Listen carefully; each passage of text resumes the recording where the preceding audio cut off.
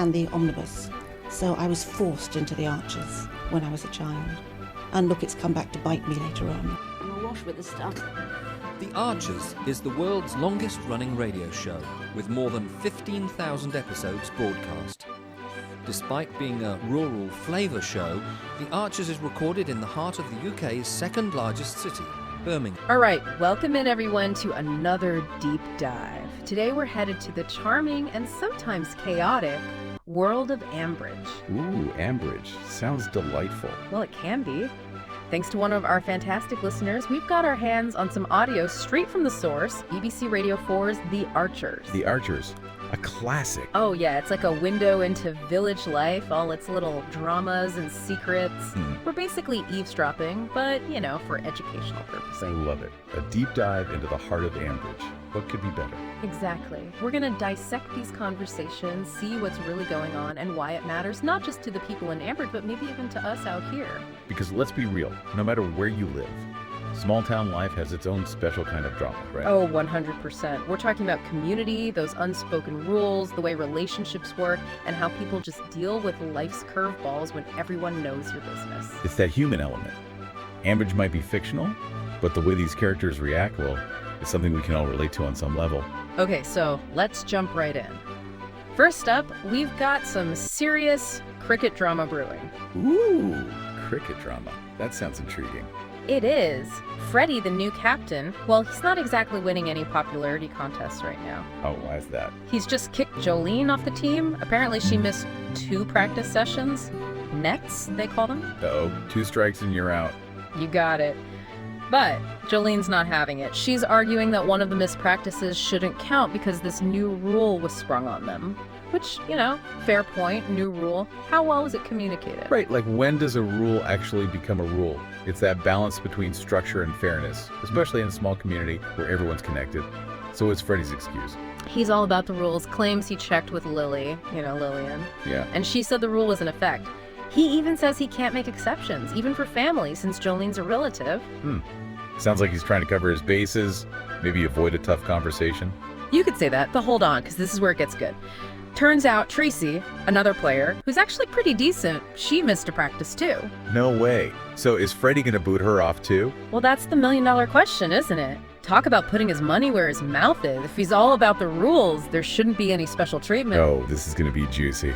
It really exposes the potential fallout when rules are applied too rigidly without considering the context. What do the other characters have to say about all of this?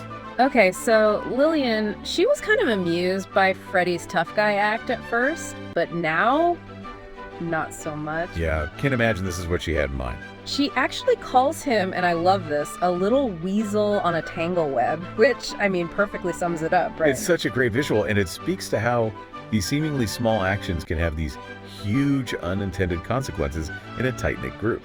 So is Lillian just going to sit back and watch this unfold? Oh, absolutely not. She even hints that she might have some fun with the situation. You get the sense she's got a plan brewing. Oh, and Rex, he's in the thick of it too. Seems like he might have even encouraged Freddie to drop Jolene at first. Interesting. Maybe some history there we don't know about. Could be. But now, with Tracy potentially on the chopping block, he's getting nervous. He realizes this could seriously mess with the team's chances. So yeah, personal agendas clashing with the good of the team. Classic. It really highlights those shifting allegiances and how individual motivations can play out within a larger group dynamic. It's like a mini social experiment. Totally. And then there's Jolene, understandably feeling like Freddie wanted her gone anyway, rules or no rules. Plus, there's this hilarious conversation about whether anyone on the team is actually any good, you know, adding a dose of reality to all this drama. Yeah, like are they really in it to win it, or is it more about the community, the fun of it all? Exactly. And speaking of community, let's shift gears to Claire. She's just been laid off from the dairy. Oh no, that's never good news. No, especially in a small village where jobs aren't exactly growing on trees. She's worried, understandably. She's even thinking about applying to the chicken factory, but it sounds pretty rough. Eddie and Emma describe the bosses as right bullies. Yikes. Not ideal. Not at all. But as luck would have it, Fallon, who owns the local pub, needs help in the kitchen. And Emma, bless her heart, suggests Claire for the job. Sounds like a win-win, right? You'd think so. But here comes Lillian, ready to throw a wrench in the works. Uh-oh, what she got against Claire? Well, she brings up this E. coli scare from years ago at Bridge Farm, which feels a bit like digging up ancient history, if you ask me. Then she starts questioning Claire's energy, her ideas, even if she can work the till. Wow, that's a lot of negativity. Is there something else going on here? It does make you wonder, is this really about Fallon's business, or is there some personal beef between Lillian and Claire? And then Lillian really goes there, brings up ageism, implying Claire's too old. Seriously. Ouch. It's a reminder that these unconscious biases can pop up anywhere, even in the most unexpected places. No kidding. But Fallon, she handles it really well. Suggests Claire submit a CV, like everyone else, and they'll see how it goes. And Emma, she offers to help Claire type it up. Talk about community spirit, right? It really shows the importance of having a support system, especially when you're facing tough times. It's not just about finding a job, it's about having people in your corner. Absolutely. And to add to all this, we hear Casey's got a job interview lined up too, so Claire's not the only one dealing with work stuff.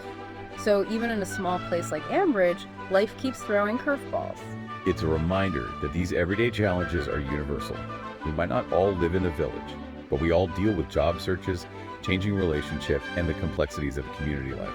So true. And speaking of everyday life, we get these lovely little glimpses into what's happening in Ambridge. Preparations for Kira's birthday party, Ed's ordered a red velvet cake, her favorite. Just sweet, normal stuff. I love those little details, those little touches of normalcy amidst all the drama. It makes the characters feel more real, more relatable. Totally. And then there's this mention of George's upcoming birthday, but it's handled very delicately. Makes you think maybe there's some sadness around it, some shared history that's still sensitive. It hints at those unspoken bonds within a community, the way people rally around each other in both good times and bad. That shared history that shapes how they interact. And then Emma checks in on Fallon after Harrison's been away. It's that quiet support network that's always there. And Fallon says having Harrison gone has actually been healthy for them. Interesting, yeah. It challenges that idea that couples always need to be together to be strong. Sometimes a little space can be a good thing, even in the most loving relationships. Absolutely. And then we're reminded we're in the countryside. They're weaning the Texel lambs, Emmer they call them. Love that. It brings that rural element to life, those agricultural rhythms that underpin everything in Ambridge. It's like a heartbeat. Totally. And meanwhile, Rex is working from home, still reeling from the whole Jolene situation. And then there's this awkward run-in with Rashelle, who basically ghosted him after his party. Ouch. Ouch is right. Modern dating woes, even in a place like Ambridge.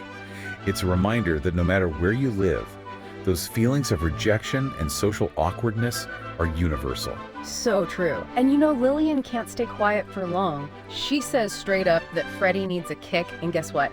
She and Tracy have already rescheduled that team meeting, part of Lillian's master plan, she says. Oh, Lillian, always the puppet master. She's not letting this go. You can bet she'll use this opportunity to teach young Freddie a thing or two about managing people, not just rules. Oh, for sure. So after all this, what are the big takeaways for our listeners? What's the Ambridge wisdom for us all?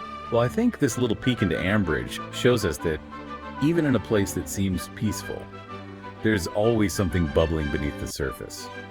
The cricket drama shows how a small rule can turn into a huge mess of emotions and consequences, and how everyone's got their own agenda. In Claire's job search, that highlights how easily our personal views, even biases we might not realize we have, can affect how we see others and their abilities. It's a reminder that even in a close community, things aren't always what they seem. Absolutely. And for me, those light bulb moments come from seeing how quickly a straightforward situation can spiral out of control. Like with Freddie, he thought he was just enforcing the rules, but look what happened. And the way people judge Claire, it makes you think, aren't we all guilty of that sometimes? Judging without really knowing the whole story. Right, because everyone brings their own baggage, their own experiences to every interaction. We don't always see things objectively. And that's something to keep in mind, not just in Ambridge, but in our own lives. So why should our listeners, wherever they are, care about this slice of Ambridge life? Why does it matter? Because even though we might not live in a village, those themes, they're universal. Dealing with rules and expectations, supporting each other, handling conflict, the ups and downs of work and relationships, that's life. Ambridge just gives us a really interesting, sometimes funny, sometimes dramatic way to look at it all. So well said. It's a reminder that people are people, wherever you go. Exactly. So here's a final thought for you to ponder. How often are the decisions made in your own life, at work, in your community? How often are they really objective? Or are they shaped by things that aren't being said, by personal histories, by hidden agendas? Think about the tangle webs in your own life, the things that might be influencing things without you even realizing it. This little trip to Ambridge, it gives us a lot to think about, doesn't It it? does. It's a reminder that there's always more to the story than meets the eye. Thanks for joining us for another deep dive. We'll see you next time. Bye, everyone. So, what are you doing now? Just getting ready for the next episode. Just And, moving mics around again. So, what do you do? I do the spot effects on the arches. Are you what we call Foley then? Kind of. Yeah. That's, Okay. And these are all part of the paraphernalia of production. yeah, that's the ball bar. This one. Yeah, that's. I mean, Hayley so wanted to be in their own place when their baby came. It's due in 2 months. Not much chance of that now.